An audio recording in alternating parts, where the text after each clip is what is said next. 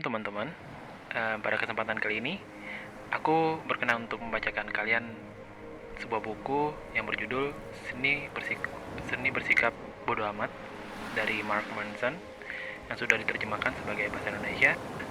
Di sini ada 9 bab dan lumayan banyak ya, 200 halaman, dan per babnya ada subbabnya juga. Jadi kita mulai saja dari bab pertama. Kita langsung masuk aja ke bab pertama, yaitu jangan berusaha. Charles Bukowski dulunya adalah seorang pecandu alkohol, senang main perempuan, penjudi kronis, kasar, kikir, tukang utang, dan dalam hari-hari terburuknya, seorang penyair.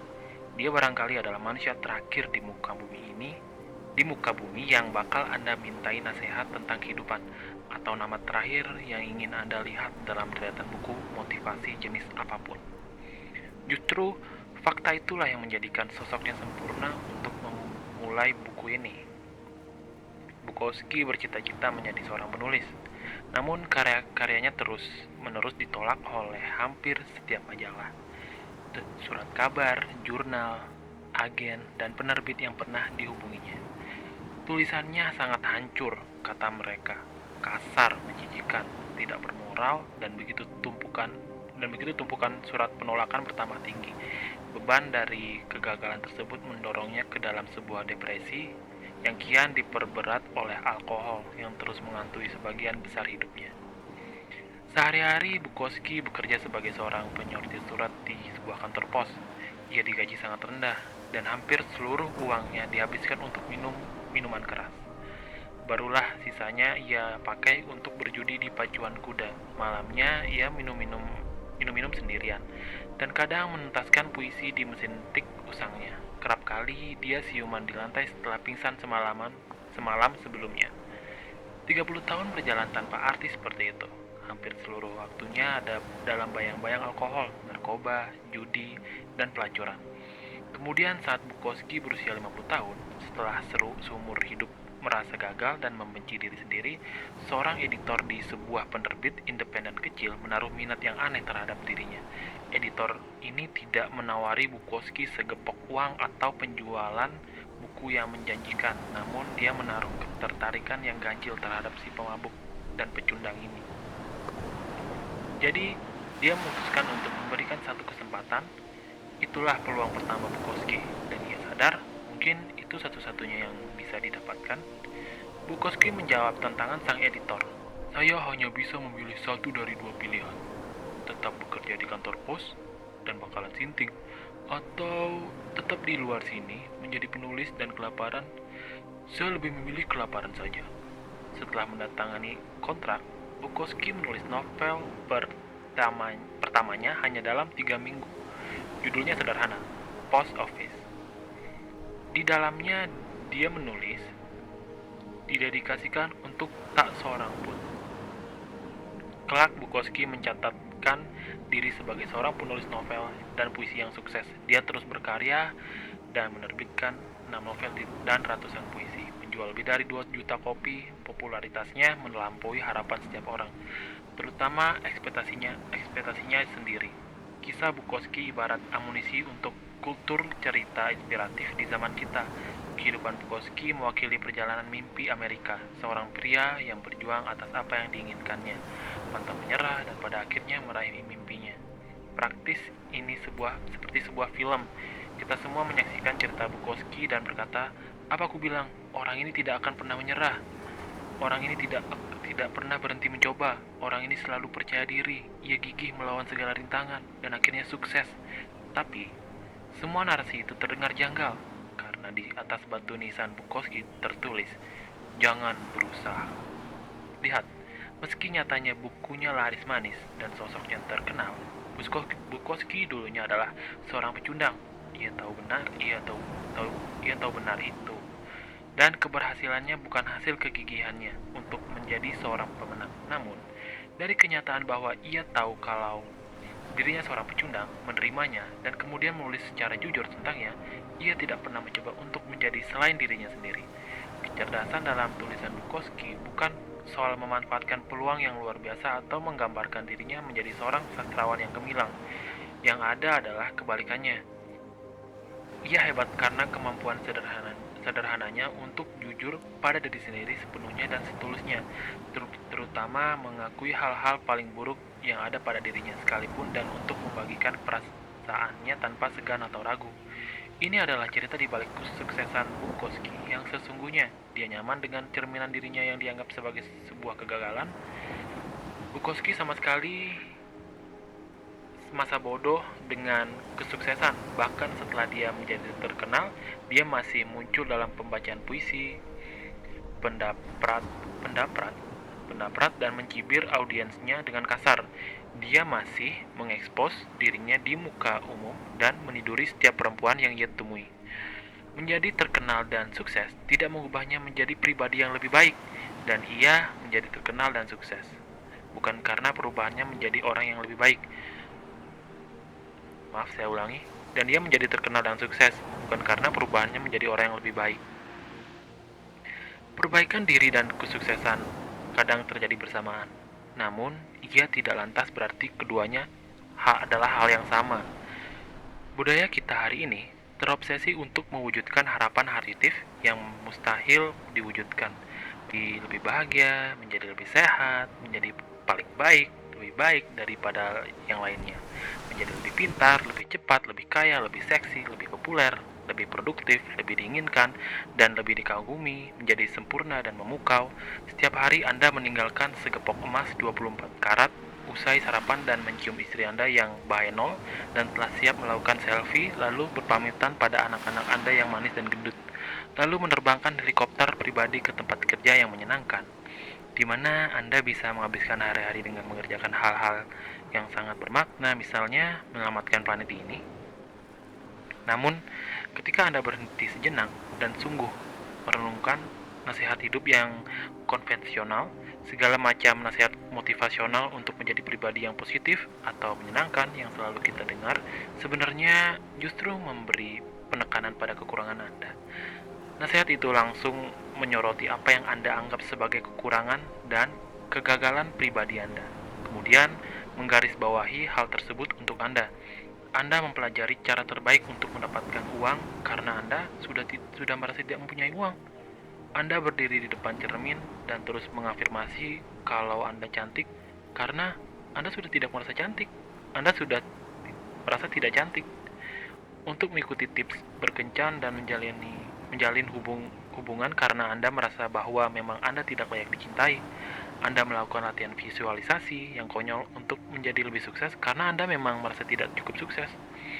Ironisnya, pengarahan pemikiran adalah pada hal-hal positif ini tentang apa yang lebih baik, apa yang lebih unggul, hanya akan mengingatkan diri kita lagi dan lagi tentang kegagalan kita, kekurangan kita, apa yang seharusnya kita lakukan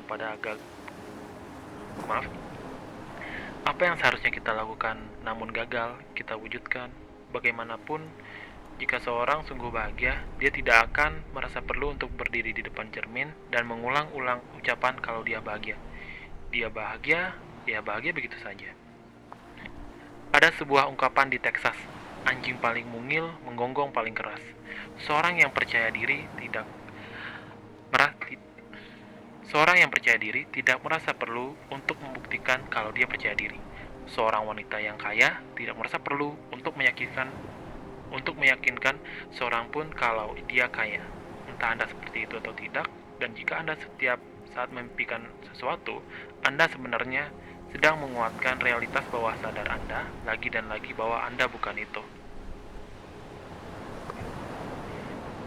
Setiap iklan TV yang diproduksi ingin agar Anda percaya bahwa kunci suatu kehidupan yang baik adalah pekerjaan yang lebih baik, atau mobil yang lebih mewah, atau pacar yang lebih cantik, atau hot tub dengan kolam pompa untuk anak-anak. Dunia secara konstan mencecar Anda bahwa jalan menuju kehidupan yang lebih baik adalah lebih banyak, dapatkan lebih banyak, buat lebih banyak, bercinta lebih banyak, jadi lebih dan lebih. Anda secara konstan dibombardir dengan pesan untuk memedulikan apa saja, kapan saja, berpikir untuk membeli TV baru, liburan ke destinasi yang lebih baik daripada rekan kerja Anda, beli ornamen taman baru, bahkan Anda didorong untuk mempertimbangkan membeli tongsis yang cocok. Mengapa? Dugaan saya, karena membeli lebih banyak barang baik untuk bisnis. Dan walau memang tidak ada yang salah dari sisi bisnis, masalahnya justru memedulikan terlalu banyak hal akan berakibat buruk untuk mental Anda. Ini membuat Anda menjadi terlalu terikat pada hal-hal dangkal dan palsu. Anda membiarkan hidup Anda demi mengejar fata morgana, kebahagiaan dan kepuasan. Kunci untuk kehidupan yang baik bukan tentang memedulikan lebih banyak hal, tapi tentang memedulikan hal yang sederhana saja. Hanya peduli tentang apa yang benar dan mendesak dan penting. Subbab lingkaran setan. Ada sebuah keanehan mental yang membahayakan otak Anda dan jika dibiarkan dapat membuat Anda gila. Saya yakin hal berikut ini terdengar tidak asing di telinga Anda. Anda merasa cemas ketika harus menghadapi seseorang dalam kehidupan Anda. Kecemasan tersebut membuat Anda tidak berdaya dan mulai bertanya-tanya, mengapa Anda bisa begitu cemas? Sekarang Anda mulai cemas karena menjadi cemas. Oh tidak, kecemasan itu berlipat ganda. Sekarang Anda cemas tentang kecemasan Anda yang menyebabkan Anda lebih cemas. Cepat, whisky, mana whisky? Atau katakanlah Anda bermasalah dengan pengendalian amarah. Anda gampang kesal terhadap hal paling bodoh tanpa tahu alasannya. Dan fakta bahwa Anda mudah sekali marah mulai membuat Anda semakin sering marah. Dan kemudian, ketika mulai reda, Anda menyadari bahwa selalu marah-marah membuat Anda menjadi seorang yang berpikiran dangkal dan kejam. Dan Anda benci hal itu. Anda sangat membencinya sehingga Anda marah pada diri sendiri. Sekarang lihat diri Anda. Anda marah pada diri Anda yang marah-marah karena mudah marah. Ah, persetan lah. Mana dinding? Rasakan tinjuku. Atau Anda begitu khawatir selalu melakukan hal dengan benar sehingga Anda menjadi khawatir tentang betapa besar kekhawatiran Anda. Atau Anda merasa begitu bersalah atas setiap kesalahan yang Anda buat sehingga Anda mulai merasa bersalah tentang betapa merasa bersalahnya Anda. Atau Anda sedang kesepian begitu sering sehingga membuat Anda bahkan lebih sedih dan kesepian hanya karena memikirkannya. Selamat datang di lingkaran setan. Anda bisa mengalaminya beberapa kali atau lebih. Mungkin sekarang Anda sedang mengalaminya. Tuhan, saya berada dalam lingkaran setan. Saya seorang pecundang karena mengalaminya. Saya harus berhenti. Oh Tuhan, saya merasa seperti seorang pecundang karena menyebut diri saya seorang pecundang. Saya harus berhenti memanggil diri saya seorang pecundang. Aduh, kurang asem. Kenapa saya malah mengucapkannya lagi? Nah kan, saya sungguh pecundang. Ah, sudahlah. Tenang kawan. Percaya atau tidak, inilah uniknya menjadi manusia. Hanya sedikit binatang di bumi yang memiliki kemampuan untuk berpikir dan meyakinkan diri sebelum melakukan sesuatu. Dan kita sebagai manusia diberikan keistimewaan untuk dapat berpikir tentang pikiran kita. Jadi, saya dapat berpikir untuk menonton Miley Cyrus di YouTube. Kemudian, mendadak memikirkan keinginan saya untuk menonton Miley Cyrus di YouTube. Itulah keajaiban kesadaran. Sekarang disinilah letak masalahnya. Masyarakat kita saat ini lewat keajaiban budaya konsumen dan media sosial yang giat dijadikan ajang pamer telah melahirkan generasi manusia yang percaya bahwa memiliki pengalaman-pengalaman negatif ini, rasa cemas, takut, bersalah, dan lain-lain sangat tidak baik. Maksud saya, jika Anda melihat feed Facebook Anda, setiap orang di sana menjalani saat-saat yang menyenangkan. Lihat, 8 orang menikah minggu ini. Dan di TV, beberapa remaja putri mendapatkan sebuah Ferrari sebagai hadiah ulang tahun mereka yang ke-17. Dan anak-anak lain barusan menghasilkan 2 juta US dollar karena membuat sebuah aplikasi yang secara otomatis bisa mengeluarkan tisu toilet ketika sudah habis. Sementara itu, Anda terjebak di rumah, sedang membersihkan gigi kucing Anda, dan Anda tidak mau berpikir bahwa hidup Anda 10 kali lebih menyebalkan dari yang semula Anda kira. Lingkaran setan seolah telah mewabah, sehingga membuat banyak dari antara kita terlalu gusar dan terlalu membenci diri sendiri. Padahal di era kakek saya dulu, saat mulai rasa kesal, dia biasanya hanya berkata dalam hati, "Ya ampun, hari ini saya benar-benar seperti tai kerbau. Tapi ya, bukankah ini yang dinamakan hidup? Oke lah kalau begitu, lebih baik sekarang kembali mencekap jerami."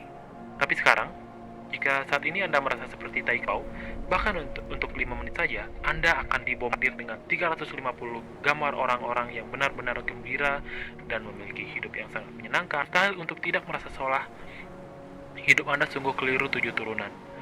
Itulah yang menjadi sumber kekacauan. Kita merasa kecewa atas kekecewaan itu sendiri. Kita merasa bersalah atas rasa salah itu sendiri. Kita jadi marah gara marah yang menyulut. Kita jadi cemas karena perasaan cemas itu sendiri. Apa yang salah dengan saya? Inilah mengapa bersikap masa bodoh adalah kuncinya. Inilah alasan mengapa itu akan menyelamatkan dunia. Dan kuncinya adalah jika kita bisa menerima bahwa dunia ini benar-benar keparat dan itu tidak apa-apa, karena memang seperti itu dan akan seperti itu adanya. Dengan tidak ambil pusing ketika Anda merasa buruk, berarti Anda memutus lingkaran setan. Anda berkata pada diri sendiri, saya merasa sangat buruk, tapi terus kenapa? Apa pedulimu? Dan kemudian, ibarat ditaburi debu ajaib peri, Anda berhenti membenci diri Anda sendiri saat merasa begitu kecewa. Wow, ini gua banget sih. George Orwell mengatakan bahwa untuk mampu melihat apa yang ada George Orwell mengatakan bahwa untuk mampu melihat apa yang ada tepat di depan batang hidup kita sendiri, dituntut suatu perjuangan tanpa henti.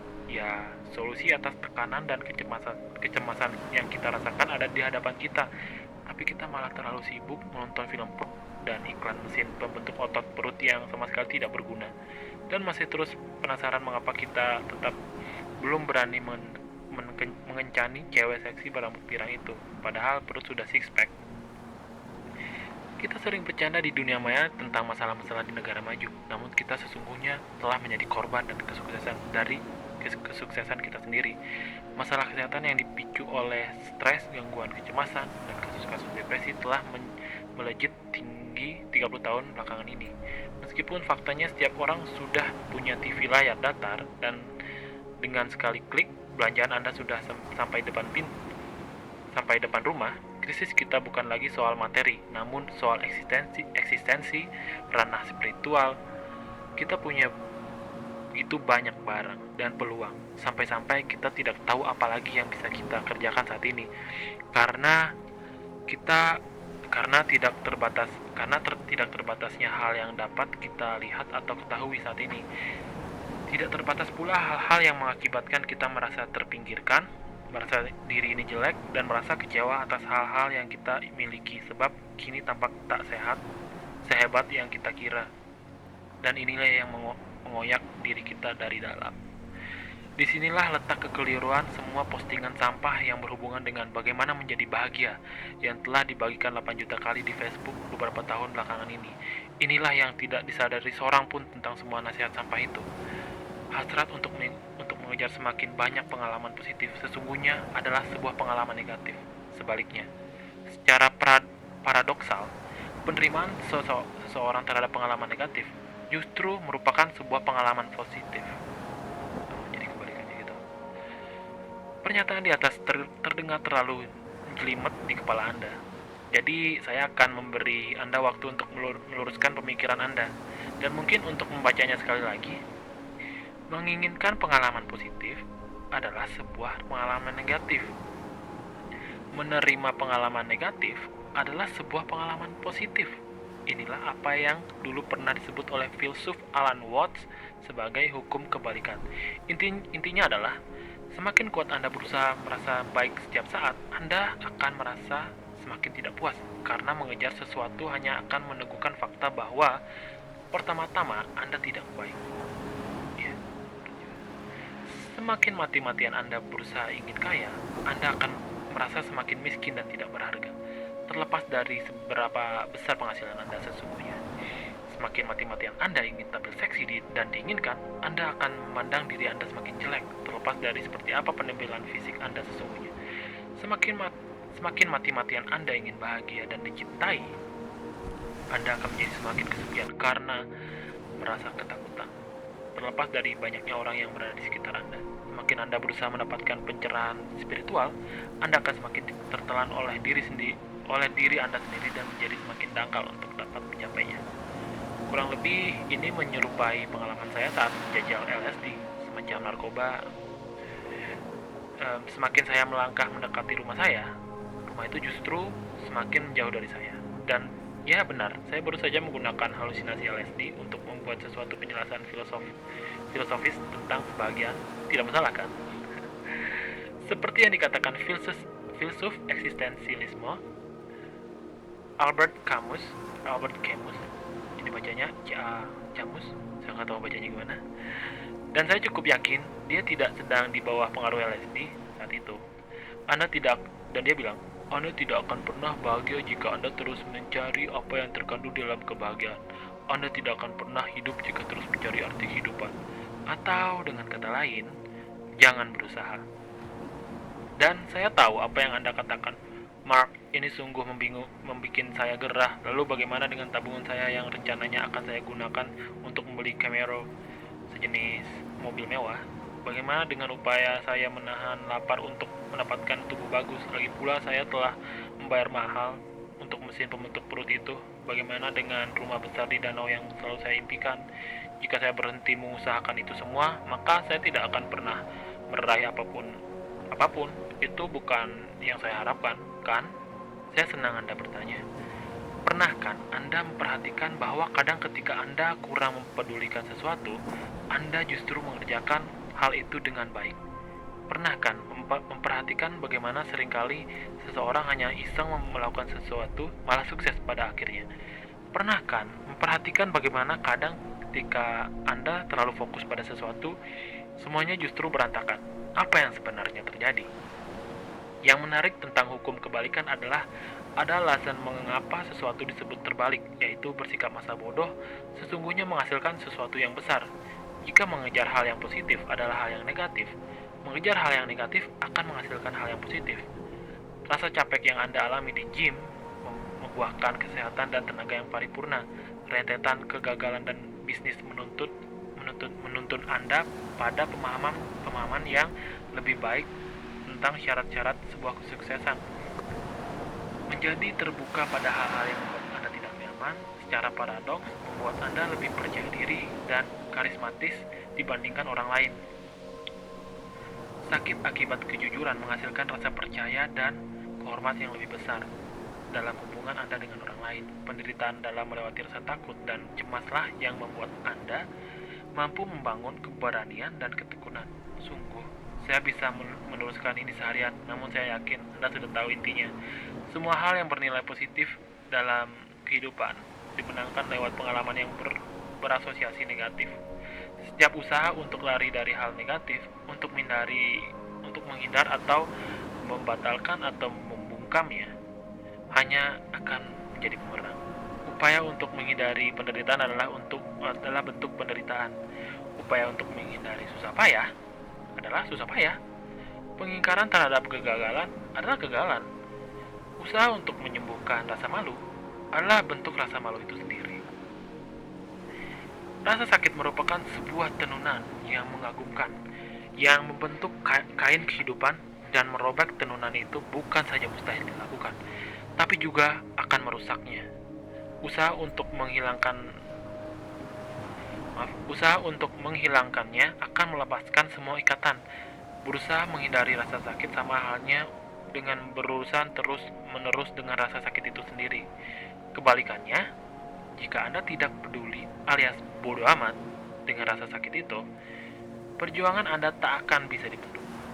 Dulunya dalam hidup saya peduli akan banyak hal, tapi saya juga bodoh amat terhadap banyak hal.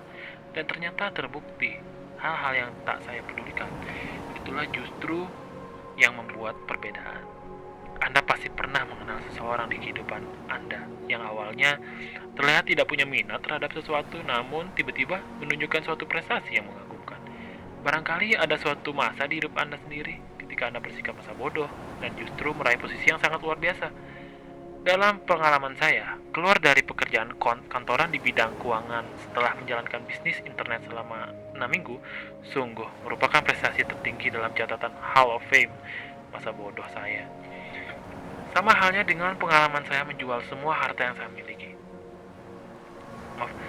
Sama halnya dengan pengalaman saya menjual semua harta yang sama miliki, lalu pindah ke Amerika Selatan. Apa saya bimbang? Tidak sama sekali. Saya pergi begitu saja dan akhirnya justru berhasil. Momen-momen masa bodoh ini merupakan kesempatan yang paling menentukan kehidupan kita. Perubahan besar dalam karir, pilihan spontan untuk drop out dari kuliah dan bergabung ke sebuah band rock, putusan untuk pada akhirnya mencapakan pacar yang biasanya bikin jengkel, masa bodoh atau bodoh amat artinya memandang tanpa gentar tantangan yang paling menakutkan dan sulit dalam kehidupan dan mau mengambil suatu tindakan. Meskipun usaha untuk bersikap masa bodoh mungkin terlihat sederhana di permukaan, sebenarnya pada praktiknya Anda akan menemukan sekantong burrito baru, semacam cemilan junk food khas Meksiko. Saya sebenarnya tidak tahu apa arti kalimat barusan, ya tapi bodoh amat. Mungkin karena sekantong burrito terdengar keren, jadi terima saja. Sebagian besar dari kita sepanjang hidup memberikan terlalu banyak perhatian untuk situasi yang sebenarnya tidak layak dipedulikan. Kita terlalu besar pada petugas pom bensin yang kasar memberikan uang receh untuk kembalian. Kita terlalu risau kepada program acara TV yang kita suka dibatalkan. Kita jadi kesal karena rekan kerja kita tidak menanyakan akhir pekan kita yang luar biasa. Sementara itu, kartu kredit kita telah mencapai limit. Anjing kita membenci kita. Maaf. Dan si Buyung sedang nyabu di kamar mandi. Dan biar begitu, kita masih saja mempersoalkan tentang uang receh. Tadi sampai mana ya? Ini karena bukannya di komputer jadi seperti ini nih. Kayaknya harus di pause dulu. Satu paragraf harus sementara itu. Oh ya.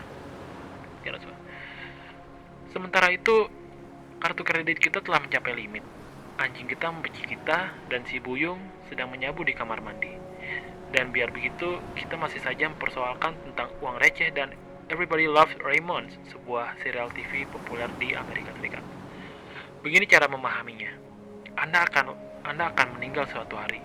Saya tahu bahwa ini sudah jelas, namun saya hanya ingin mengingatkan, mungkin saja Anda lupa, Anda dan setiap orang yang Anda kenal akan meninggal suatu hari nanti.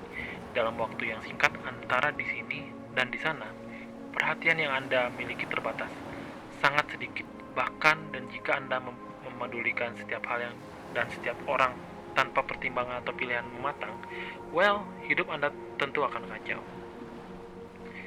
Ada sebuah seni yang luhur untuk bersikap masa bodoh, dan meskipun konsep ini terdengar konyol, dan mungkin Anda menganggap saya brengsek, apa yang akan saya katakan di sini menggarisbawahi betapa pentingnya belajar memfokuskan dan memprioritaskan pikiran Anda secara efektif.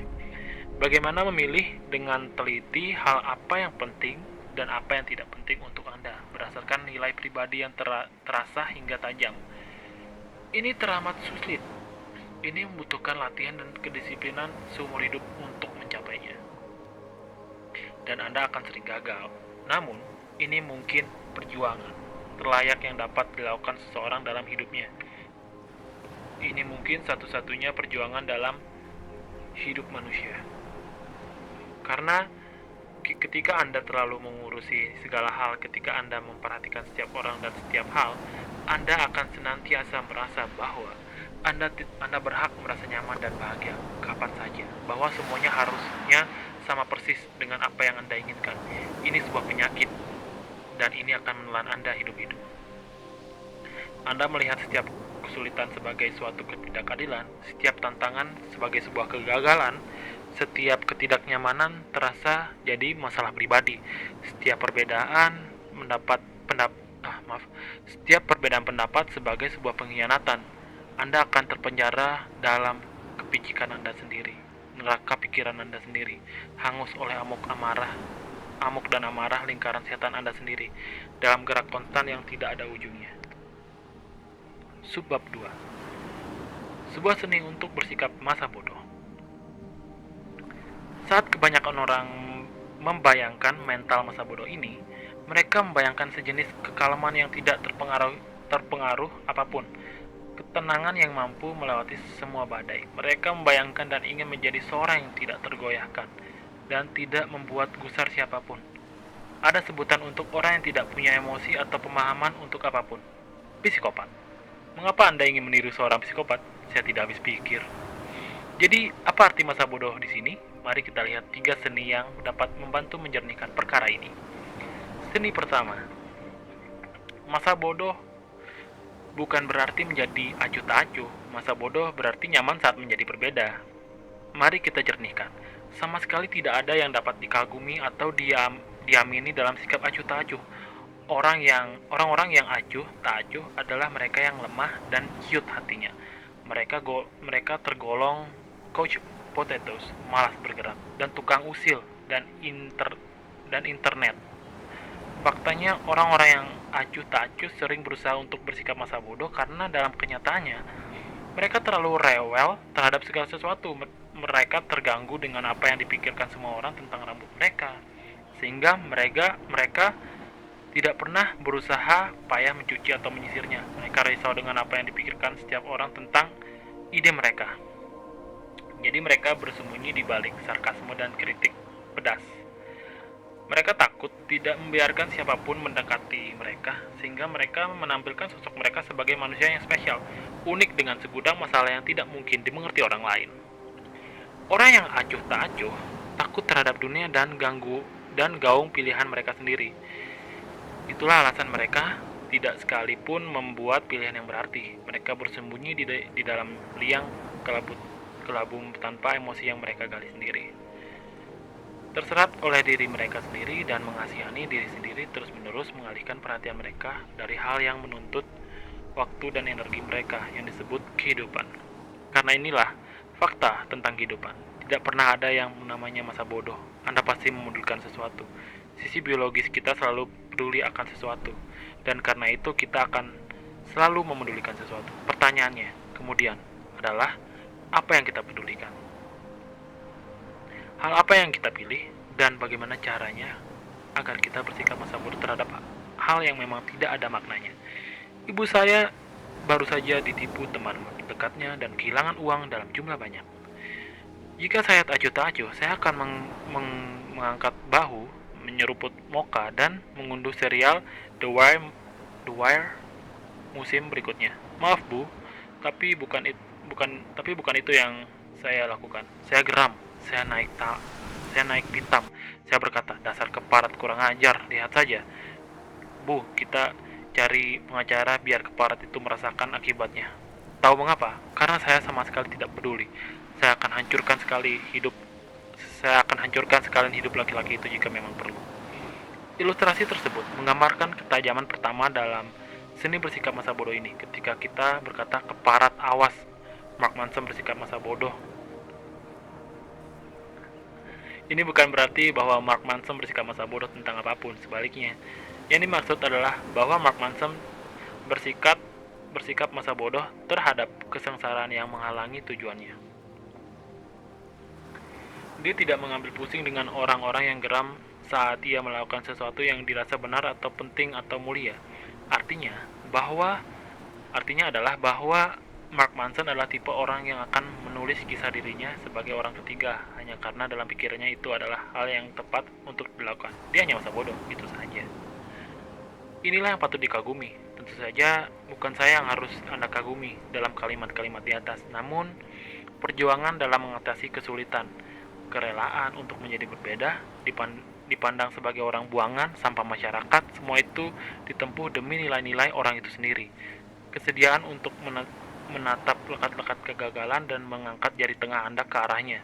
Orang-orang yang tidak peduli dengan kerasnya perjuangan itu, tak peduli dengan risiko kegagalan, masa bodoh akan hal-hal yang memalukan yang mungkin terjadi. Maaf, ini mana tadi? Hilang lagi.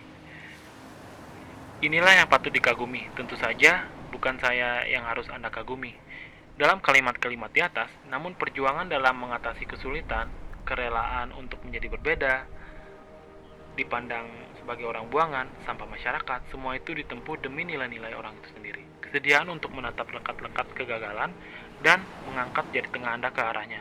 Orang-orang yang tidak peduli dengan kerasnya perjuangan itu, tak peduli dengan risiko kegagalan, masa bodoh akan hal-hal yang memalukan yang mungkin terjadi.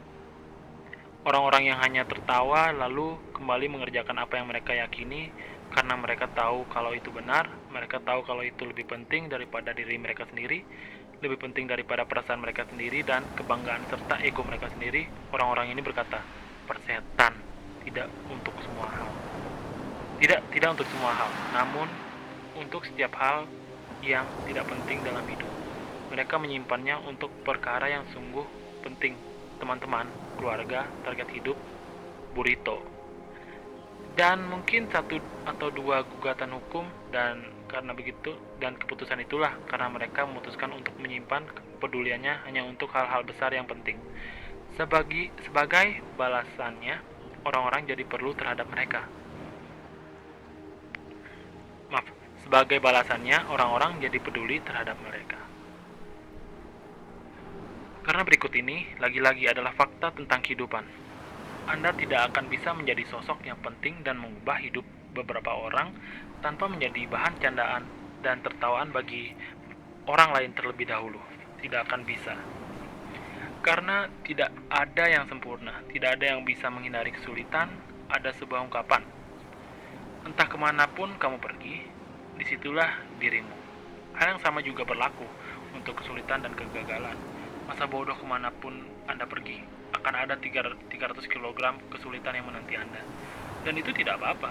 Intinya adalah bukan menghindari kesulitan. Intinya adalah menemukan hal sulit yang bisa Anda hadapi dan nikmati. Seni kedua.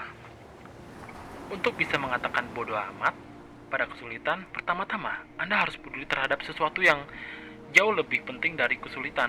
Bayangkan, Anda berada di toko bahan makanan, dan Anda melihat seorang wanita tua berteriak kepada seorang kasir, memakinya karena tidak memperbolehkannya menggunakan kupon 3 sennya. Mengapa wanita ini mengamuk? Oh, itu cuma 3 sen. Akan saya katakan alasannya.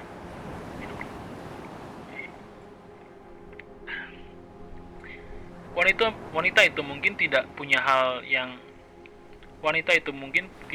hal lain yang lebih baik untuk dilakukan setiap hari selain duduk di rumah mengguntingi kuponnya. Dia tua dan kesepian, anak-anaknya brengsek dan tidak pernah datang berkunjung. Dia tidak pernah lagi bercinta selama lebih dari 30 tahun. Dia tidak bisa kentut tanpa merasa sangat kesakitan di punggung bagian bawahnya. Tunjangan pensiun adalah tumpuan hidup terakhirnya. Dan dia kemungkinan akan meninggal dengan memakai popok dewasa sambil membayangkan dirinya berada di Candyland. Jadi wanita renta itu pun mengguntingi kupon, hanya itu yang dia miliki. Hanya itu yang dimilikinya. Dirinya dan kupon keparatnya. Hanya itu yang penting baginya karena tidak ada hal lain yang bisa ia pedulikan. Dan begitulah saat kasir berjerawat berusia 17 tahun itu menolak untuk menerima satu pun kuponnya. Ketika si kasir berusaha melindungi mesin hitung uangnya layaknya kesatria yang melindungi keperawanan seorang gadis, jelas sekali si nenek akan benar-benar meledak. Kejengkelan selama 80 tahun akan tumpah seketika, seperti hujan es dahsyat yang mengiringi kecerewatan nenek itu tentang di zamanku dulu tidak seperti ini, atau di zamanku dahulu orang lebih punya tata krama. Alasan dibalik orang-orang yang mengobral kepedulian mereka seperti es krim di perkemahan musim panas ini adalah bahwa mereka tidak punya sesuatu yang layak untuk dipedulikan. Jika Anda menyadari kalau diri Anda secara konsisten memberikan porsi perhatian yang terlalu berlebihan untuk hal sepele yang membuat Anda gusar, foto baru mantan pacar di Anda di Facebook, betapa cepat baterai remote TV Anda mati, kehilangan kesempatan membeli sanitizer 2 gratis 1, artinya Anda tidak punya sesuatu yang layak dikerjakan di hidup ini. Dan itulah masalah Anda sesungguhnya. Bukan hand sanitizer, bukan remote TV. Saya pernah mendengar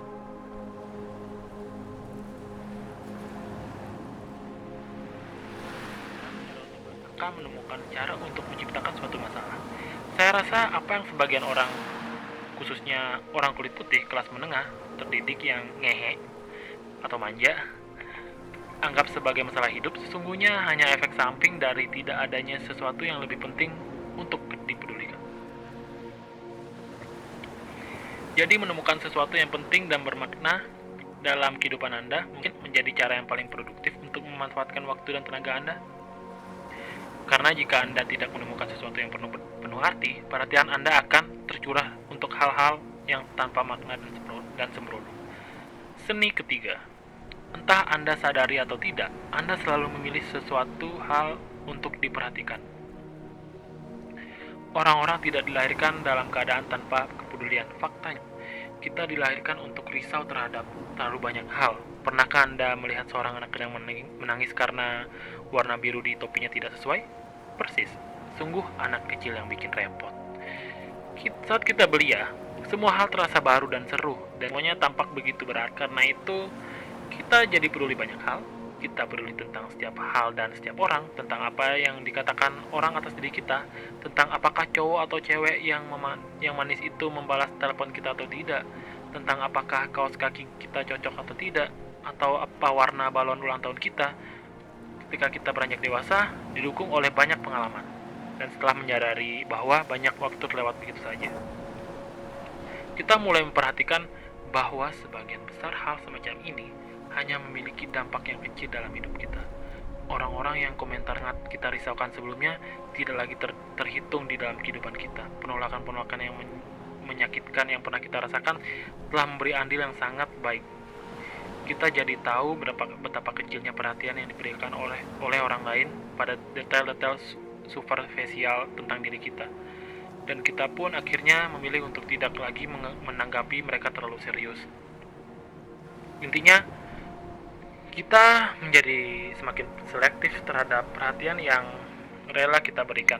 Inilah sesuatu yang kita sebut kedewasaan. Ini bagus jika Anda mencobanya suatu kali.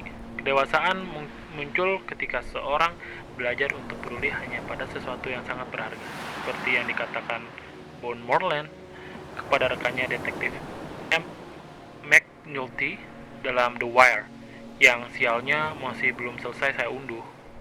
Itulah yang Anda dapatkan jika mencurahkan perhatian tidak pada saatnya.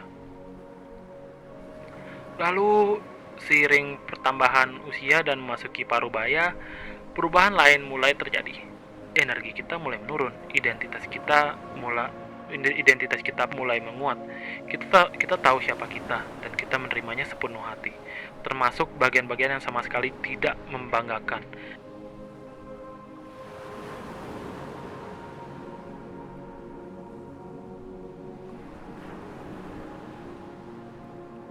Dan anehnya, ini membuat kita merasa merdeka. Kita tidak lagi perlu peduli terhadap setiap hal. Hidup berjalan apa adanya.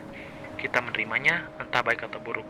Kita menerima bahwa kita tidak akan pernah menyembuhkan kanker atau pergi ke bulan atau merasakan puting Jennifer Aniston. Dan itu tidak masalah. Hidup terus berjalan.